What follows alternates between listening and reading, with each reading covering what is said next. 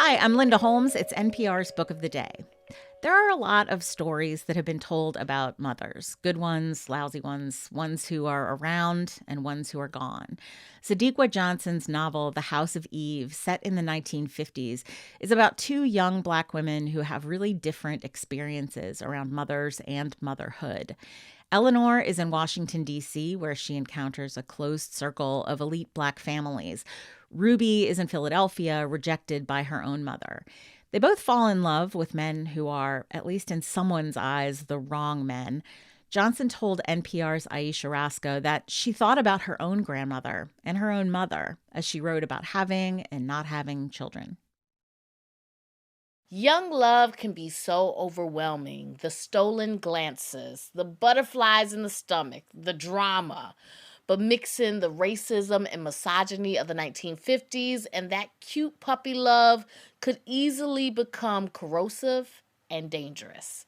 That's the backdrop for the new novel, The House of Eve. It follows the lives of two young Black women, teenager Ruby trying to escape poverty in Philadelphia, and Eleanor, a student at Howard University, trying to figure out how to fit in with the elites of Washington, D.C. They both fall in love with men who society says should be off limits to them. Sadeqa Johnson is the author of The House of Eve. She joins us now. Welcome to the program. Thank you so much for having me. It's such a pleasure and an honor to be here. Tell us more about Ruby and Eleanor, whose lives eventually intersect. They have different backgrounds and interests, but I feel like they have some similarities too. I think they have similarities as well. I mean, they're both two young girls. Ruby is 15. And when I started working on the novel, the thing that I knew about her was that she was beautiful, that she had a body that was shaped like a Coca-Cola bottle, and that her mother did not want her. Eleanor, is from Ohio. She comes from a loving home, but she comes to DC with secrets and diving into a world that she did not know existed, which is the Black elite of Washington, D.C. during that time. It really transports her and changes her life in ways that she had not expected. I read in an interview where you said you've kind of been bit by the historical fiction bug. Your last novel was set during slavery. What made you want to set this novel in the 1950s? The House of Eve was inspired by thoughts of my grandmother. She had gotten pregnant with my mother at 14 and had her at 15. She was unmarried. She had her out of wedlock, and there was a lot of shame. My mother told me that she didn't know my grandmother was her mother until she was in the third grade. I remember there being this turbulence between the two of them, and I couldn't put my finger on what it was. And it just really made me think of what life was like for women in those situations. So I know a major aspect of this book is unwed mothers and how pregnant girls are often shipped off to these homes where they were treated so callously. Like, you researched this. How close is this story that you created to the experiences of real people? Well, when I was thinking about what did women during this time do, this was pre Roe versus Wade, and so they didn't have a lot of options. And I stumbled upon these maternity homes where young women would go in at a certain point of their pregnancy. They would hide from the world and they would surrender their babies. And I say surrender because oftentimes these women were forced to give up their children. They were told that if they didn't, that they could go to jail. But it was a way for them to start over like nothing ever happened. But as I was doing the research and I was reading all of these stories of these women, I couldn't locate a single Black woman in the story. These homes were largely for white women. And that is what led me to these elite families in Washington, D.C. I thought, what did women in that circle do? If they wanted to adopt a baby in secret. And remember, in the 40s and the 50s, even adoption wasn't something that we talked about, on the forefront the way we do now. So everything was shame and secrecy and hidden and, sort of backdoor behind the scenes. Tell me about what you learned about elite Black society in the 1950s while writing this book. Well, when I was working with the character of Eleanor, I was thinking about Toni Morrison. And I remember seeing her documentary, The Pieces I Am.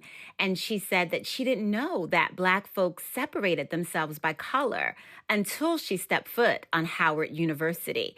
Because in the Midwest, Black folks were so busy trying to get along with everybody, they didn't have time to pit themselves against each other. And as I was researching the story, I read a book called Our Kind of People by Otis Lawrence Graham that talked about these very elite Black families in DC where they sort of only fraternized together. You know, they married each other, they hung out together. It was really, really hard to penetrate these circles. And the reason why was because they were educated and they thought, well, what do I have in common with a sharecropper? We're not speaking the same language. And so protecting that elite circle was very important to them.